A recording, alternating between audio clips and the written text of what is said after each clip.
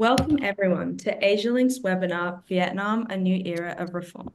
Before we begin, I want to acknowledge the traditional owners of the land on which we are all dialing in from today and recognize their continuing connection to land, water, and community. For me, that is the Wurundjeri people of the Kulin Nation. I pay respects to elders past, present, and emerging. This evening's webinar will be recorded and available to view on AsiaLink's YouTube channel. If you have any questions for the panelists, please use the Q&A function and we will endeavor to answer as many as possible at the end of the session. I will now introduce our esteemed panel for the evening.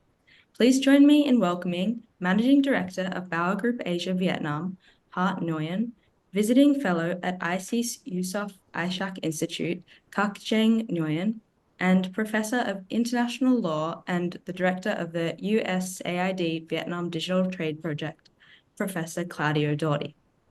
Our moderator this evening is Dr. Don Greenlees. He is a Walkley Award-winning journalist, author, and is currently a senior advisor to us at AsiaLink. I'll now hand over to Don to begin discussion. Thank you.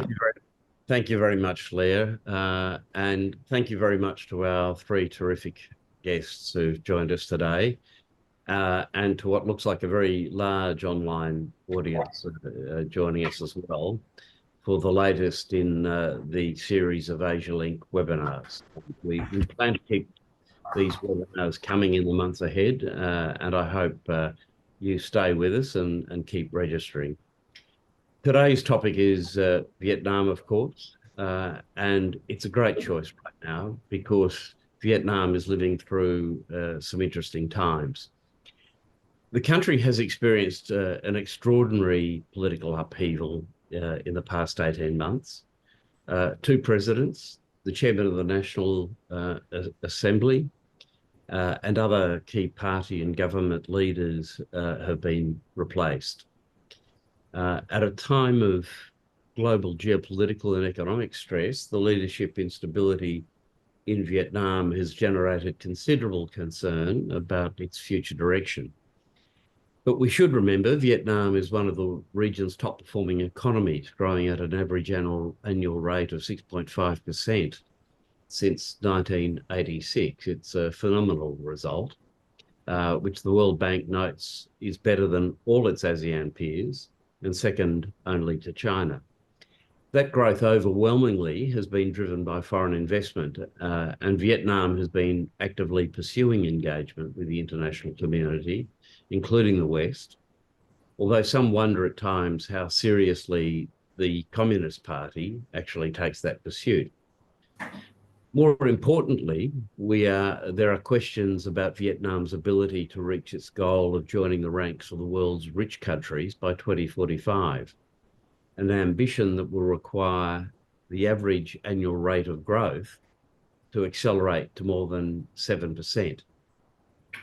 Achieving that is likely to require further liberalising reform, along the lines of the big opening the country embarked on in 1986 under the so-called Doi Moi or renovation plan, perhaps a Doi Moi 2.0.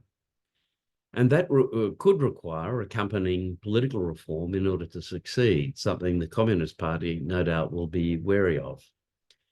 Our focus today is to look at the challenges facing the economy and what Vietnam needs to achieve to meet its development goals. We will be asking audience questions, so please put those in the chat and Q&A boxes, and we hope to get to as many of them as we possibly can at the end. To start with, of course, the political environment provides important context for the economic outlook, especially given the recent upheavals in the top leadership, and that's where I want to kick the discussion off today. And I'll address this first of all to Zhang. In political circles, there's been considerable analysis of the latest leadership changes. Some who are anticipated to be powerful figures on the scene for many years to come, like the chairman of the National Assembly, Hu, have gone. Much of the focus is on who will replace Vietnam's senior leader Nguyen Phu Trong as General Secretary of the Communist Party. And so in the last few days, we've had some important new appointments. And I thought it might be helpful to start, Xiang, if you could walk us through those new appointments and put that in the broader political context. What sort of significance should we attach to those appointments? Many thanks, Don, for such a very comprehensive question. And I think it's important to note that if we want to understand the recent upheaval in Vietnamese politics, I think it's important to know how the politics works in Vietnam. So Vietnam is a one-party system with a very strong emphasis on collective leadership. So it's very different from one-party system in China with as a centralizing power in the hand of Xi Jinping. So normally in Vietnam, we have what we call the four-pillar system with the general secretary of the Communist Party, the prime minister, the president, and the National Assembly chairperson, normally equally sharing power among each other. So basically in Vietnam, we have, let's say, 4 or 5 Xi Jinpings instead of one, that's like in China. And in the last 2 years, we have 3 Xi Jinpings already resigned in the context of the anti-corruption campaign. So it's very significant because Vietnamese politics has always been so peaceful, and we don't really see a lot of upheavals. And for the past, let's say, 60 or 70 years, we haven't really seen any four-pillar resign midterm. And in 3 years, 2 or 3 years, we have 3 leaders resign. So it's very significant, reshuffle within the Communist Party. So recently, in the 9th plenum of the Communist Party of Vietnam, other names have emerged to replace the fallen leaders, including the president with the very significant promotion of General Tholam, who was the Minister of Public Security and who was behind the, I would say, the executioner of the anti-corruption campaign raging Vietnam since 2013. And then we have the promotion of Trần Thanh Mẫn, who was the vice National Assembly chairperson, replacing Vương Đình Huệ, the person that Don already said, who was expected to be to stay in Vietnamese politics for a very long time, but then he was forced to resign after his involvement in investigations against a private company. So now the picture has been quite clear coming to the next party congress in the next 2 years. So we already know that General Secretary Nguyễn Phú Trọng have served for 3rd terms as the General Secretary of the Communist Party, and with his old age, he's now 81 and not really good health record. I think many expect that he will step down, and now we have to focus more on the contenders of the next Gen-Sec position, and of course with General Tholam as the second man in the party, and also the Prime Minister Phạm Minh Chính, who, despite a lot of rumors about his involvement with another investigations, he still remain in the Politburo. So now I think it's likely that we will see a 2 hot race, in the upcoming party congress in the next 2 years. So that's basically what we are seeing now in Vietnam. But of course, we still have 2 years, and 2 years in Vietnamese politics, I think, is an extremely long time, and many surprising things might happen until then. Mm. Yeah, thanks, Xiang. I might just quickly come to Lan here, because I, based on a previous conversation we had, I think you were concerned about the investigations that had been flagged into Pham Minh Chinh, and whether that might hobble his prospects for taking over as General Secretary. Do they remain significant concerns? Have we got a 1-horse race or a 2-horse race, you think, for the General Secretary position? I think basically, if we think about the race to the top position in Vietnamese politics, we must think first about the criteria. So at least in theory, Phạm Minh Chính, the Prime Minister, and who, one of the most senior figures in the Politburo now, after the reshuffle, I think would continue in at least in theory as a contender for that position. And secondly, thinking about the potential investigation against him because of his alleged involvement with the AIC corruption case, it's still an open case. So many unexpected things might happen because the chairwoman of AIC, the company, was under investigation, was still outside Vietnam, and she was not really has not been arrested. So anything can happen. But if we look at the criteria, all of those, because in Vietnamese politics, everything is institutionalized. So you just cannot have another leader like helicopter into the Politburo and you suddenly become a contender. It doesn't work like that. So when you look about the seniority, the age, the experience, I think we have at least two contenders in theory, Zedro Tolam and Phạm Minh Chính. And for other Politburo members, they remain as potential contenders. But I think it's very unlikely that other people can emerge as a very strong contender to that two people in the race that we are seeing in the next 2 years.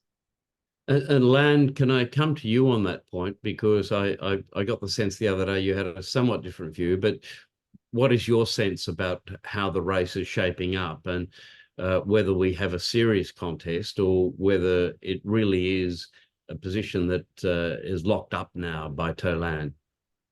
You mean this is for Lan. Sorry, Zhang. This is for sorry. This is for Ha to address.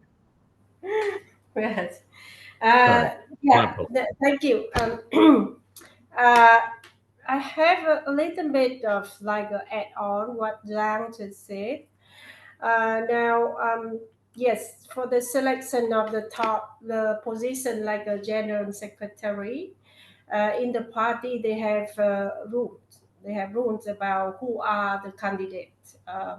For example, one of the rule is that one of the criteria to be considered at that position is that the candidate have to have at least in the Politburo for 2 terms.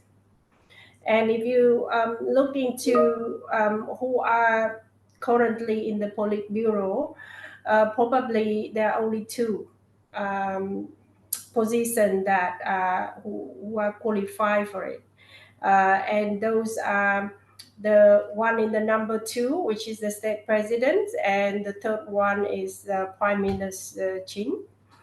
Obviously, I think if there is a competition, the winner can be foreseen.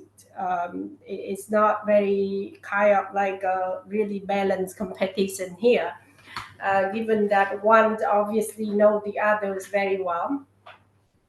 However, what happened in the last 3 terms within the Politburo and the Communist Party of Vietnam, I think there can be some kind of exceptions. And started to like some exceptions have already occurred. For example, the appointment of Mr. Martin as the chairman of the National Assembly can be considered as an exception because he also have not yet met the criteria to be in the top 4 position. So I think that the context here in Vietnam, nobody can say that like they will not be an exception. And if there is an exception, I would expand the candidacy for the top position, which is the general secretary, and include also the number 4 and number 5 in the system, who are the National Assembly chairman, as well as the standing secretariat, who's now in the hand of the one from the military, the general from the military, Lung Kuang. So, and in the past, there was a time when the general secretary actually supported a candidate who was at the number 5 position. If you remember last term, when he trying to promote one of his proteges, Mr. Vu, who is standing secretariat at that time, but he could not make it happen. So there was already in the history that the number 5 can be as the candidate as well. So I would say that given the context, I would say that there are more than 2 candidates for the top leaderships. Even though we see that in terms of like the criteria by the party room, the power influence, it look like the one who holding number 2s now seem to be the most potential, but we still have 2 years to go. And given that, there could be exceptions that Vietnam and the party have been adopted exceptional case in the last 3 terms. I think there could be 2 other candidates that could join into the competition. And of the 4, we see that the state president and the party secretariat are the most 2 competitive. One from the military and the other from the police. But who knows? Like it can be a turnout that the one who did not really join into the race and the one who sat back, like the national chairman of the National Assembly chairman, may win the race. Who knows? But I would look into more broader context and add more into that kind of competition. Is there any indication as to whether the General Secretary has a favourite, and does that in fact matter in terms of the overall voting process? Because you've got, a larger body of people that make these decisions as well. So is there a clear indication coming from the General Secretary as to what he would want, do you think? Yes, definitely the one he recommended to have a chance, a better chance. Even those in the past, we saw that the one he recommended failed because they could not get the consensus among the Politburo. But definitely the one that and that was why he stayed for another term actually. But in the current context, I think if he won't likely to stay for another term, and the ones that he recommended definitely have a good chance. Do we know who that is, Ha? Do we have an idea of who he's? I mean, is it To Lam? Well, for now, so far, I think that most of the kind of fact and development recently all indicated to him. However, because obviously he's the one who's execute make a very huge contribution into the anti-corruption campaign led by the General Secretary.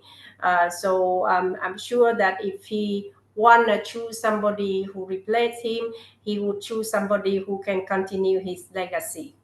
And it looked like because of that, General Lum's emerged as now as a number 1 candidate. But like I said, there are 2 more years to go, and so we gonna see, because it looked like even he's the one that he liked or he supported can be changed from time to time. Like back 2 years ago or 3 years ago, everybody thought that it was the chairman of the National Assembly who had been dismissed.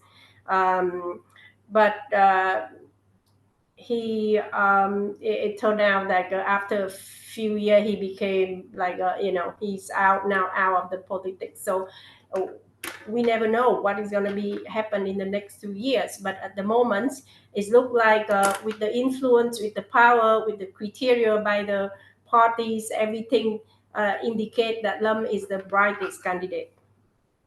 Okay, so from a foreign investor point of view, and bearing in mind, I think, a proportion of our audience don't know the background to all of these particular figures, Is there a candidate in your mind that is more likely to be reform-oriented, somebody who's more willing to open up the Vietnamese economy to foreign investment and to greater foreign cultural exchanges, greater foreign interaction, versus somebody who might be seen as a little bit more of a hardliner? And I think there is an expectation that To Lam might be more orthodox in terms of his approach to party doctrines. Is there a more liberal candidate that you see in the mix? Yes, and this is something that I have. It's going to be in the coming update, actually. Uh, yes, I would like to emphasize that what happened in Vietnam in the last like a couple of years was like a very abnormal, very unusual. And we see the change of the people. However, the economy keep going, and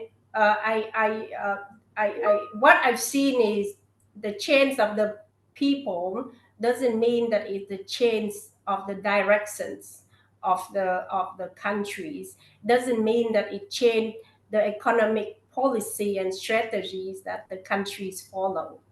So I think that no matter who's are in the place, that Vietnam will continues. It's already very determined strategy and direction to grow a market economy, to integrate into the global economy, to open for foreign investment. Those are, I think that no matter who's in the place, in continue. Because it's a veto, like a direction for the country. They set very clear goal that you mentioned earlier this year of this goal, that Vietnam would like to grow to become like the high mid income High income, country I think, is the aspiration. Yeah. in 2045. So I think that in order to achieve that goal, no matter who are in the place, they should continue, and they will have to continue the direction that the country is following. Now, in Vietnam, in the past, xin đổi mới, actually, we see that there's always a kind of balance in the political system, or in the political, in the leaderships, in the Politburo, any organization. There was kind of balance between like conservative and the technocrat, or the people who support for the open of the economies, the deeper integration into the global economy and things like that.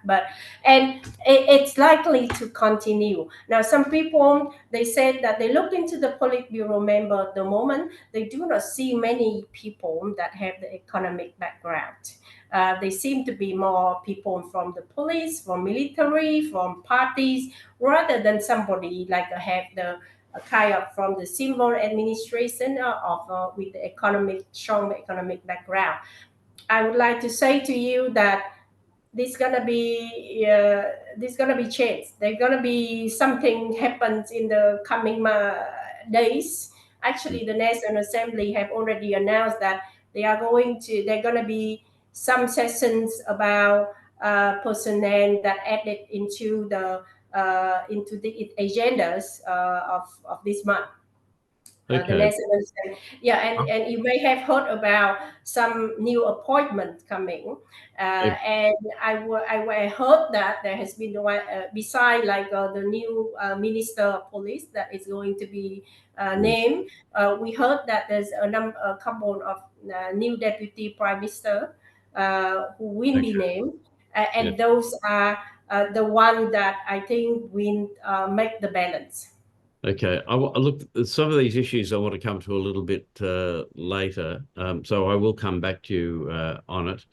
And Claudio has been sitting very patiently on the sidelines, and I just would like to bring Claudio into this. And the background to so much of what we've seen in terms of leadership upheaval has been the government's anti-corruption campaign. And, you know, some people see it as a shield to enable the elites to play out a pretty unrelenting and unforgiving political contest.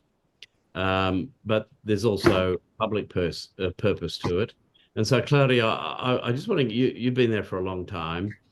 The anti-corruption campaign has been hyped as a blazing furnace. What difference do you see the anti-corruption campaign making overall? I mean, Vietnam still ranks behind China, as I understand it, in global corruption measures. So since the campaign started in 2016, I think it was, have we seen significant improvement in that? Very much, Dan. First of all, let me say that I fully agree with her when she said that this anti-corruption campaign and this change of leadership within the government has not deeply affected the economic policy of the country. The country remains an open country and keen to participate, to integrate into the international economy and global system. And even the attitude with foreign direct investment has not changed. And also, we have some examples. For example, you know, right after COVID, there was a sort of, there are a number of restrictions for foreigners wishing to come into the country. But the same people that are leading now the country, the same leaders, then they open giving waiver visa, facilitating visa, and etc. So from a general point of view, this does not slow down the situation. What has been the impact? The impact is more on a micro level, meaning that most of the procedure, administrative procedures in order, and I limit myself on the economic side, on approval of certificates, approval of establishment of investment, and any other solution connected has been slowed down. But it's been slowed down because why? Because every single official within the ministries now, before acting, before taking a decision, is very careful. And this had an impact in slowing down considerably the bureaucratic, organization of the state. And then you ask me, what is the impact? Well, we haven't, in the short term, we haven't seen a big impact so far, because still we don't see concrete improvement, as also testified by the international indicators on the position of Vietnam. However, I would say that in a more general economic terms, all these anti-corruption campaign is raising the costs of corruption for those corrupting and for those to be corrupted, meaning that it's becoming more difficult. You need and this in the medium long term might have a positive effects in the sense of reducing corruption. This is the general feeling we have here. You're saying right now there's no concrete measure to really assess whether they're making much progress, right? Exactly. We don't have so far, but I think it's too short time because, Well, 2016 is a few years. I mean... Yeah, but, we had COVID in the meantime, and we had some, changes in the meantime. So still, we haven't had concrete, results on that. On the other side, however, yeah, please.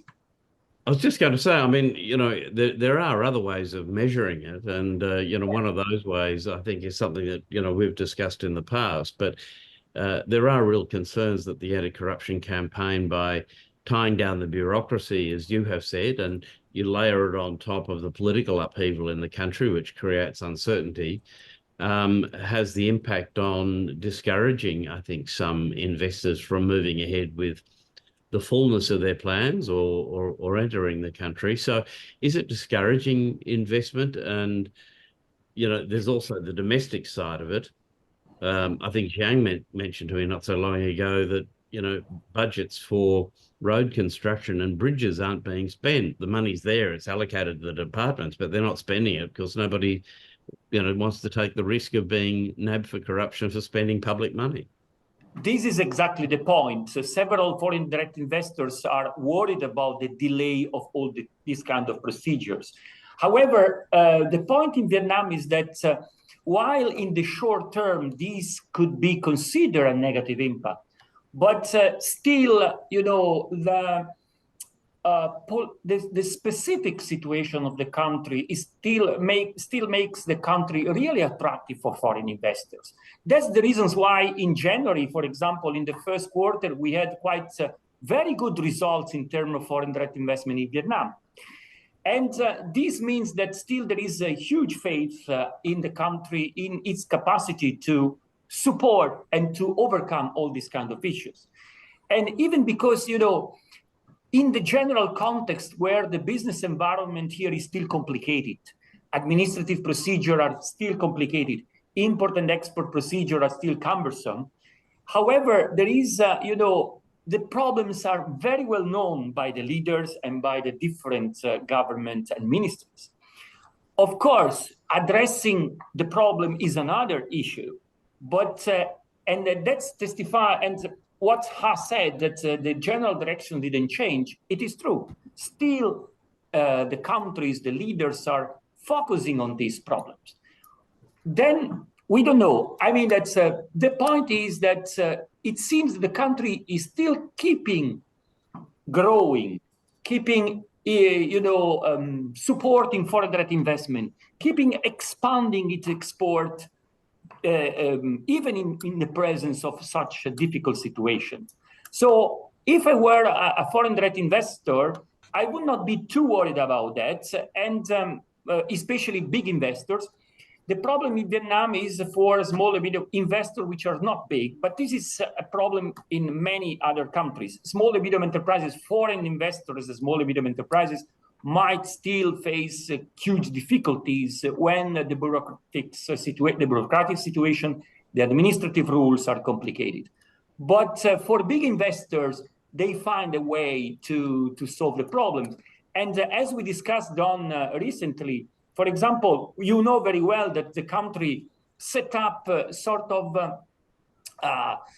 cooperation among different ministries in order for, addressing the issues of big investors in Vietnam, supporting the resolution of their problems, monitoring them, supporting their capacity to integrate with the local environment, and supporting them in their relations with the local government. So that's why, on one side, for the big companies, it's not a big issue.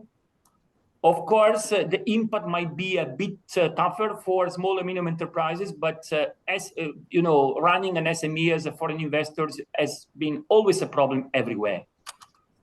Actually, you just talked there, Claudio, about one company getting a tremendous amount of government level support. And I think for disclosure, we should talk about that because I was going to ask you about it. It's pretty extraordinary. One company, Samsung, which as I understand it, accounts for about 9% of total manufactured exports or total goods exports out of 25. Vietnam. 25% of export. Okay, I read another article that had 20. 9, and I thought it was lower than I had previously heard. So there you go, it's bigger. That's an extraordinary amount of power for one company. And what has the Vietnamese government done? They've set up a committee to purely handle Samsung problems? Let me tell you that it's not only Samsung. The government created this kind of intergovernmental committee, including the main ministries, Ministry of Finance, Planning and Investment, Industry and Trade, and others, but also local authorities, State Bank of Vietnam, and others. So, but it's not only for Samsung to deal with the issues of Samsung, but they have also this kind of intergovernmental committee, if we can say, also for Intel, for LG, for Foxconn, for Toyota, Panasonic. So all these big countries had been taken care by the government in some way. And in the case of And- Samsung, it was a government committee solely to deal with Samsung problems involving the Prime Minister's office and the three top economic ministries, correct? Yes, well, but this is yes, but this is a practice for also other big investors in Vietnam. Okay. Of course, when you talk It about shows how much Samsung, power they have, though. It shows how much power they have, right? sure, on one side that, but on the other side, this testifies also the awareness of the government about how to treat these kind of companies. Because what kind of problems we can have from Samsung or these big companies' foreign economy? Well, we have, of course, the policy influence on the policy and on the politics of the country, sure. And also sort of vulnerability to external shock. If there is a global shock affecting the company we have affected, and also they have a sort of contracting power to negotiate probably lower standard protection for environment and others. However, on the other side, and that's the reasons why on one side, Vietnam created this committee, intergovernmental committee, including also local government, to support, to invite Samsung to come, to keep Samsung here. And this is the second point. The big problem of Vietnam, which is still a country focusing on the assembly part of the global value chain. So the value added in Vietnam is still limited. So the problem of the country is to keep in Vietnam these companies on a fair basis without letting this company, modifying the political, the policy, and the economic system. I think every country wants to do that. I noticed Ha wanted to come in earlier on, I think, with a remark. I don't know if that's still the case, Ha, but please feel free to comment. Well, yes, I would like to. I totally agree with what Claudio just said. We are here. We know what going on, and we do see that there's high political will to support for foreign investment in Vietnam. The government did establish what Claudia just mentioned. I call it a task force, but he called it as a committee. But that task force is include a number of not only vice minister levels of all the ministry that join into that task force. The task force was chaired by a deputy prime minister. They met once a month or depending on their schedule, but they met regularly in order to review the progress of some projects that are considered to be important in Vietnam. Of course, that some of the big names like a Samsung are there, but there are also some other names in there. I actually have a experience that we brought into a project into that list, and a number of issues have been solved because of the the support and the push from the task force, especially the head of the task force, who is the deputy prime minister in charge, and so there's a number of activities or efforts ongoing in order to support for foreign investment in Vietnam. At the top level, there's very high political will and the policy in the place. The problem in Vietnam is that there's a gap between the policy and the executions. And the executions mainly by the people at the working level. Many of them are bureaucratic, I have to say. There are still a heavy administrative procedure and burden in the place that hinders of the progress of some of those projects or the investment projects. Even though that and the anti-corruption campaigns make it even more delays of those administrative procedure, because everybody was fear of taking responsibilities, and so for any decision to be made, it had to be consensus. Like they have to get the agreement from all the relevant department before it is stamped on the decision. Not only that, investigations in some of those organizations, like some ministry or some people committee, some department, make the process or the decision making process slower, because the people who supposed to work on the decision, they are busy addressing questions from investigators, or they are afraid of making any more mistake. So that is slowed down, and this is something that concerns some of the investor. But I like Claudia mentioned that economy is still going on. There are still plenty of opportunities here, and beside those who are impacted, there are still ongoing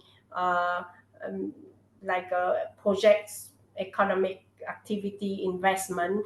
And if you look into the some of the figures, some indicator, the first 5 months, the Vietnam has been doing very well in terms of economics. The FDI increased 27% year on year in the first 5 months. So that sent a very strong signal or message that the place is still a very attractive destination for foreign investment.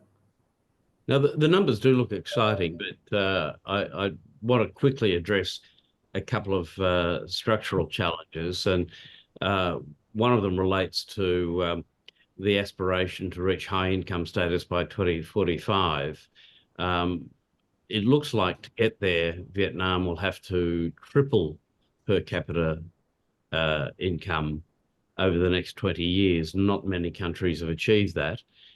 You layer on top of that a significant demographic challenge, that you've got a population, a working population that is twice as high as the dependent population, but none of that lasts. And we've got low birth rates, longer life expectancy, and by the middle of the 2030s, Vietnam is supposed to be entering a phase of aging population. So I'll throw this out to all three of you, and maybe starting with Zhang if he wants to buy into it, because we haven't heard from him for a moment. But what are Vietnam's prospects for escaping the middle income trap?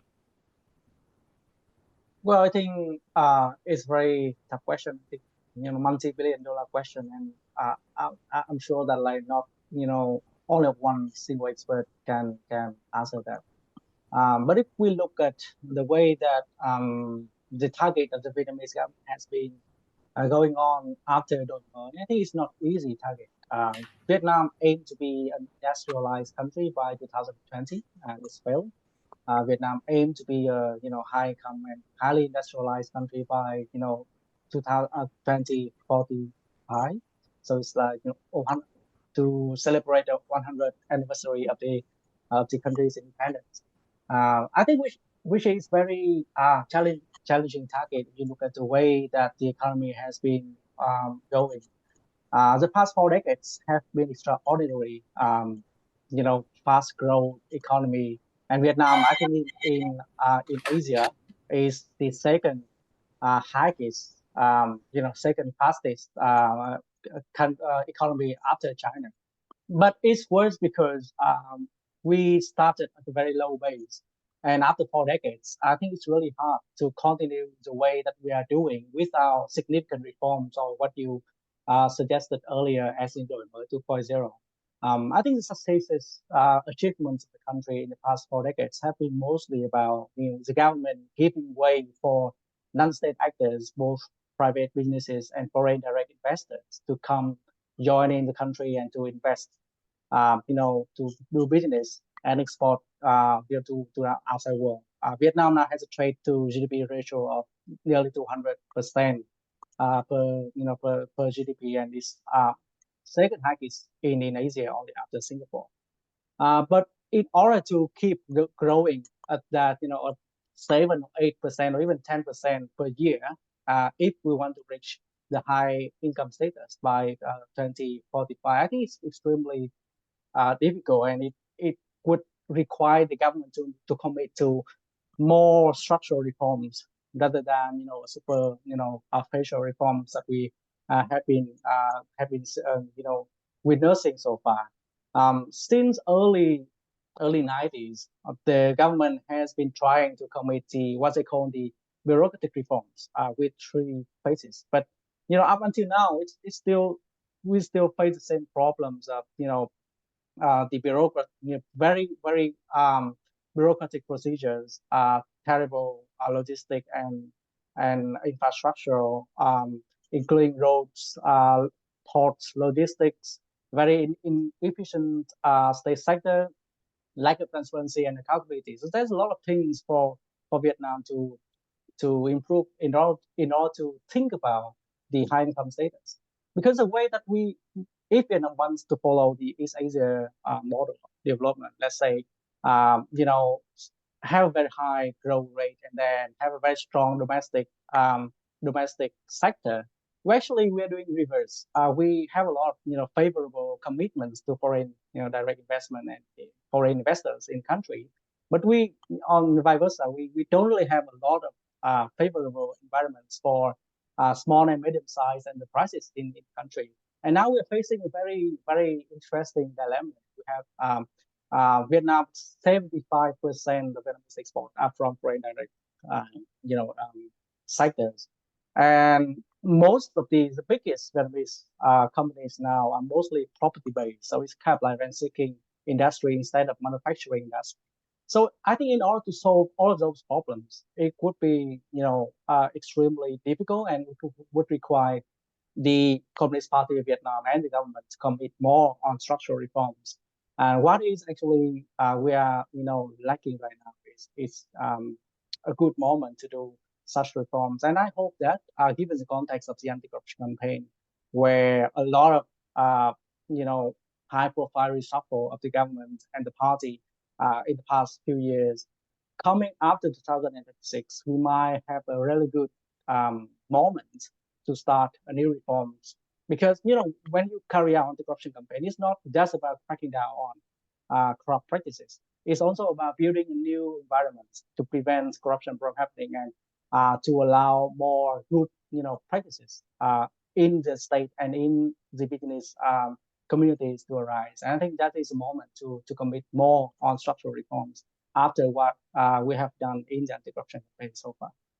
Okay, and look, very briefly to come back to Ha and Claudia, is there anything you want to add on that point about Vietnam reaching escape velocity, if you like, to be able to get out of the middle income trap? What about you, Ha? Would you like to come in on that?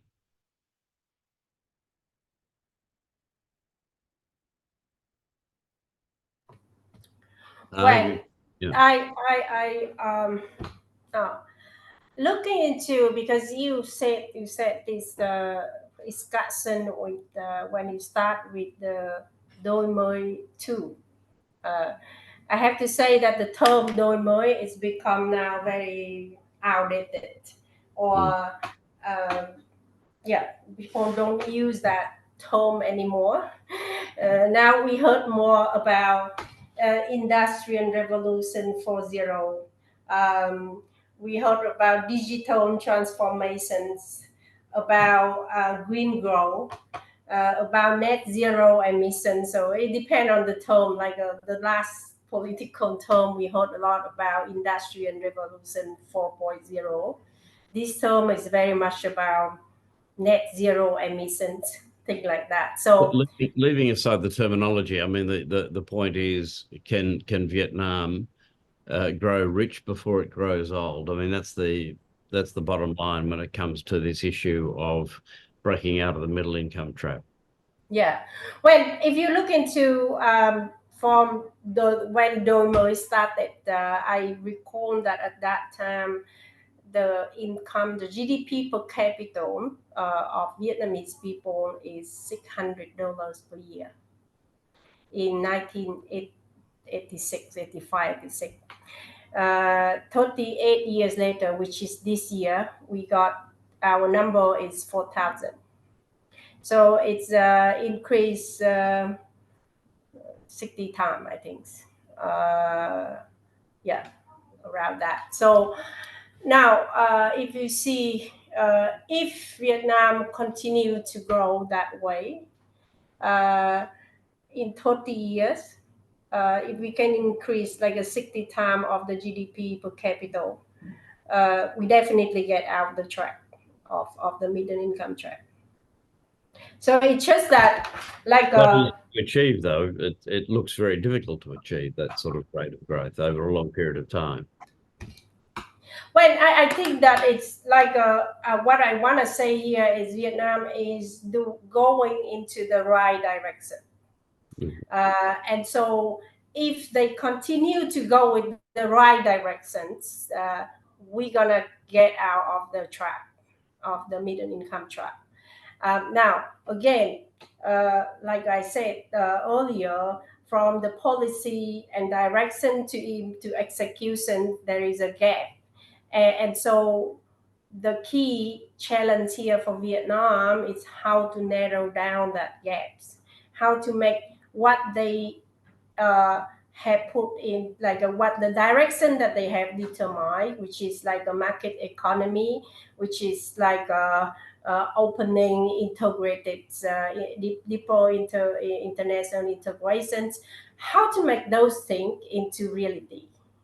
That is something that that Vietnam should focus, and the execution of those is really like really. It's just not about the political will or high political will, but also the whole system have to be reformed in order to accommodate that execution. Now, if I can come to Claudio here, because we discussed this the other day, I think you had in mind, Claudio, a number of policy reforms, microeconomic reforms that would significantly help Vietnam achieve those aspirations. I was wondering if you wanted to share your thoughts as to what sort of immediate policy priorities the government should be contemplating. You know, it is true there are many reforms to be done, but all the economists agreed that in order to escape from the middle income trap, you need to increase the value added in the country. And that's the point. And because I repeat, Vietnam is still, focused mainly on low value added and labor intensive production. But in order to increase the value added, you have to increase the value you produce in the country. What you have to do? You need technology, first of all. And in order to have technology, you cannot only depend on foreign direct investment. But secondly, you need enough working force. Especially what we miss in Vietnam is a sufficient number of mid-high level technicians, managers, chemistry, all these kind of professions that is missing. And this is second. So massive capacity building. You know that, while the primary and secondary school in Vietnam are good, Vietnam has the highest number of students in ASEAN countries going to study abroad, meaning that the vocational study, university do not satisfy the need of the leading class of the country, of those that they need them to be involved in such increased value added of the country. In order to increase the value added, what do you need? You need also to speed up the procedures, import-export procedures, domestic procedures. These are reforms. In order to speed up, you need to have a better coordination among ministries at central level and local level, which is missing. Ministry work in silo, and the implementation, as Ha said, is still lagging behind. Vietnam legal system is very good, but the implementation of this legal system is still lagging behind. So these are the reform we need, because, you know, there's structural reform which needs to modify the model for economic development of the country. Following China, China invested huge amount of money in education, huge amount of money. Now you know that a professor in China, professor at university in China, foreign professor, has a salary which is competitive from those of the best American universities. They attracted the best people. And secondly, they cannot focus only on international market. They have a huge domestic market to be developed.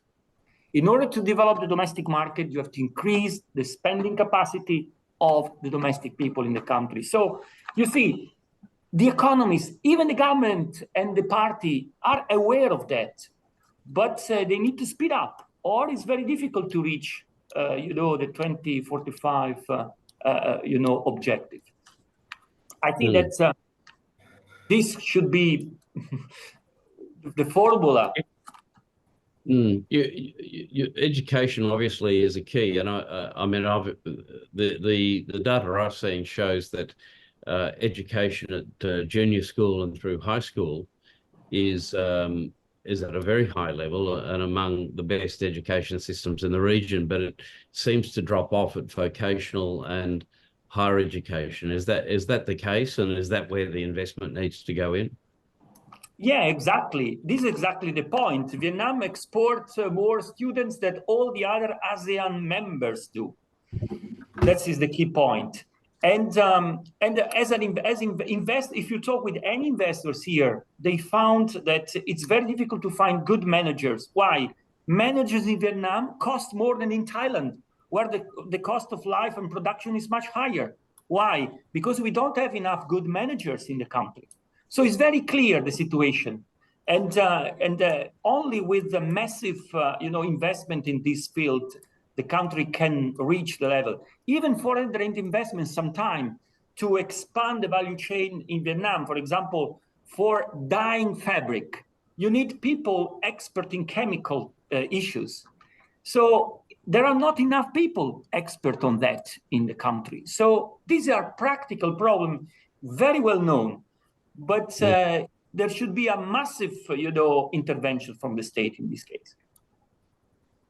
This is probably a good point to come back to Zhang. I was reading recently a group called Project 88 had released an internal security directive, Directive 24, which I guess you're familiar with, which expressed a great deal of concern about the extent of foreign penetration, if you like, of Vietnam through overseas development aid, foreign direct investment, and it was seeking to put national security considerations at the heart of so many commercial activities, but also the work of NGOs, etc.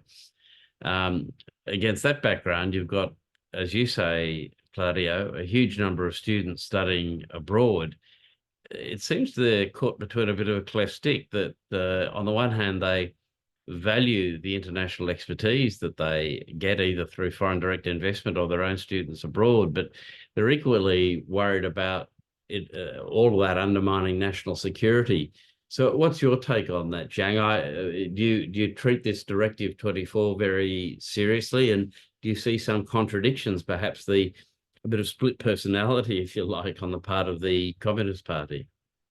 Well, I mean, like, if you read like communism ideologies, you know, there's no contradictions. You know, it's like dialectic process. So when you have, so when you think about Directive 24, I don't think there's many new things in the directive, but it actually accumulation of different ideas and thoughts of the party about how they would treat integration to the global international order, especially when Vietnam has expanded its relationship with many Western partners. So I think first important to note about what kind of security challenges that the Vietnamese government is seeing right now. So normally for Australia, when you talk about security challenge, it's mostly about, you know, invasion or interference from foreigners, foreign countries, most likely China. But in Vietnam, when you talk about security challenges, there are two phases of that. So the first phase is just like Australia, is about the national security. For Vietnam, it's all about the maritime disputes with China, the fear of being interfered in its domestic politics. But secondly, the second phase of security challenge in Vietnam is about the regime survival, because Vietnam is one party state, and regime survival, I think, plays a crucial role in, influencing any policies, major policies in Vietnam. And when Vietnam first uh, talked about the first security challenge with China, especially after the 2014 oil rig crisis, when China moved into the Vietnamese water, a huge giant oil rig, which sparked anti-Chinese protests across Vietnam. And at the time, Vietnam has tried to expand its partnership with many countries, especially Western partners. Signified by the recent upgrade with United States, Australia, Japan, and South Korea.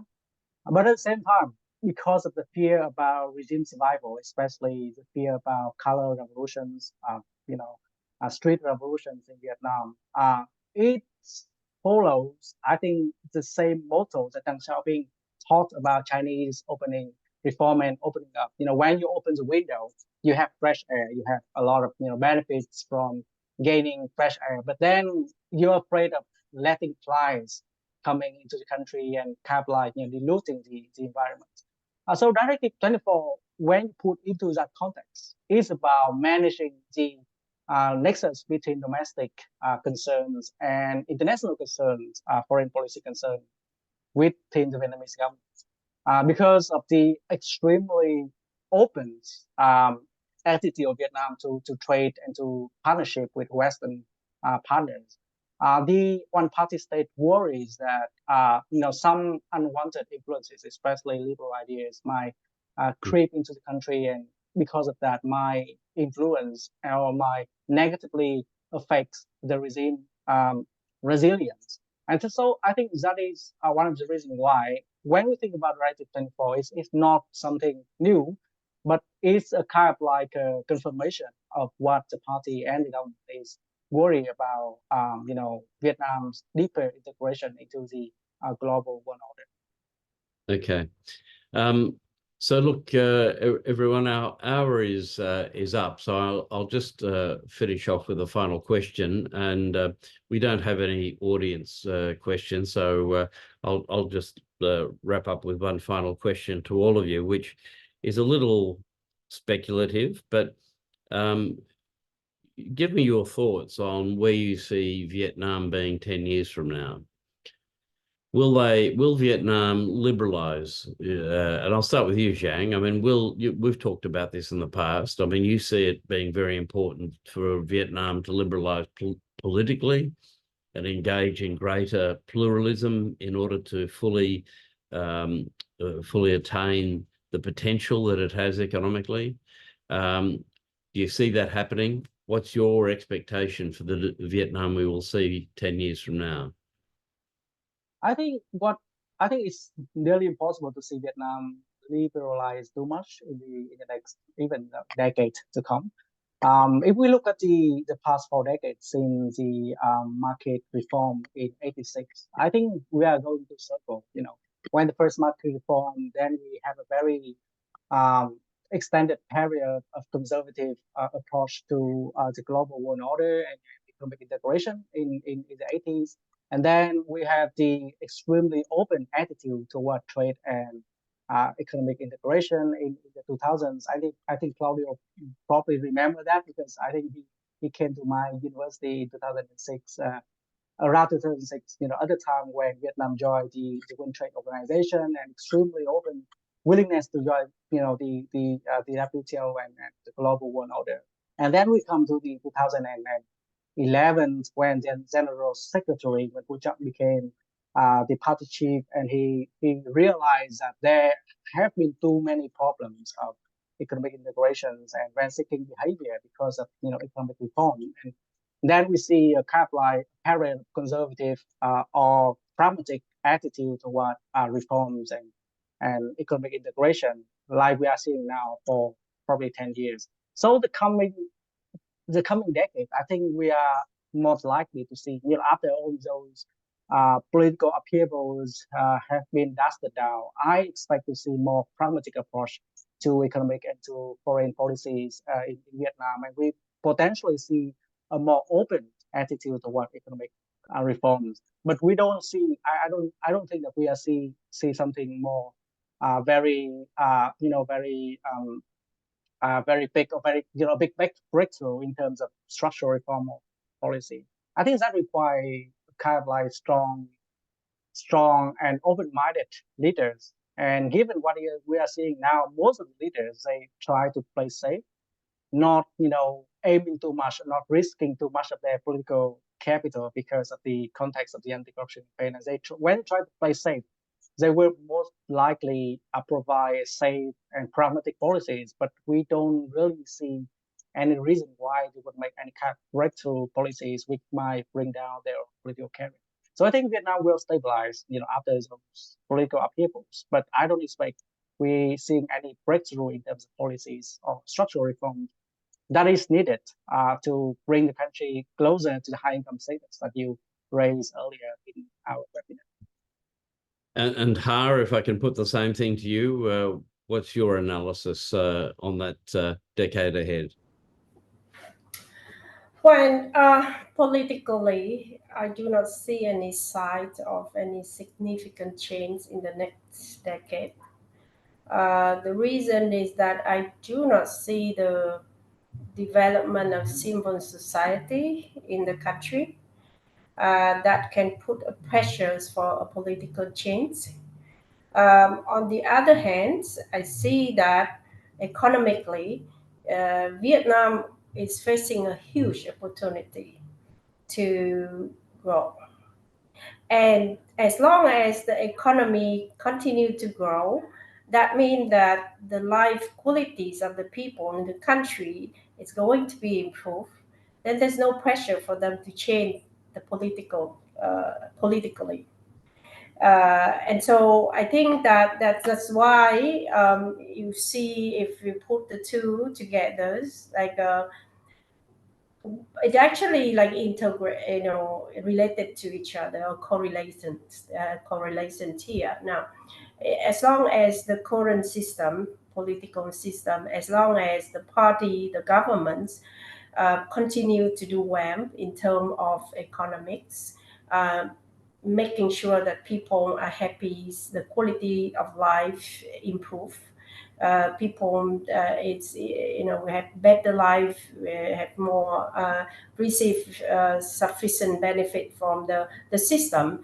Then it's gonna continue, and the economies with based on the political instabilities, it will have a chance to grow. And so that's I hope and expect that is going to happen in the next 10 years. And Claudio? Well, thank you. As Zhang said, Vietnam accessed the WTO in 2007. We can say that Vietnam is a major age now, is almost 18 years old. So in this period, Vietnam made huge reform in the domestic reform, and also it opened its market to international trade, concluding more than 17 free trade agreements. Fine. But in this period, the development of Vietnam benefit from demographic, positive situation, geopolitical, very positive situation, economic development worldwide, very positive. So Vietnam, follow the river. It flows down like a river, facilitating the river to flow. Now is a major age.